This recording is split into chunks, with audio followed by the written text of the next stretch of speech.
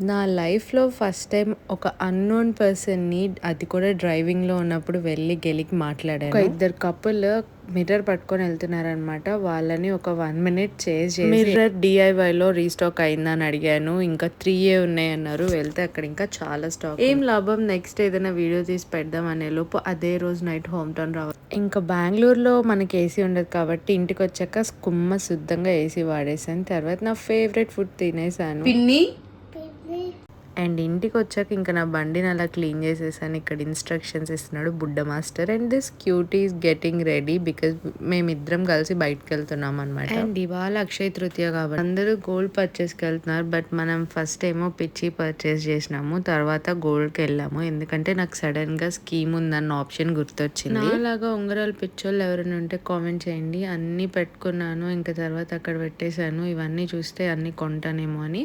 తర్వాత క్యారెట్ లైన్కి వెళ్ళి ఒక 2 రింగ్స్ చూసాను. అవి నా సైజ్ కాదు, అవి ఆర్డర్ పెట్టుకున్నాను. బట్ ఇంకొకటి తీసుకున్నాను ఎండింగ్లో. ఏం తీసుకున్నానో గెస్ చేయండి ఆ 2 రింగ్స్లో. బాయ్.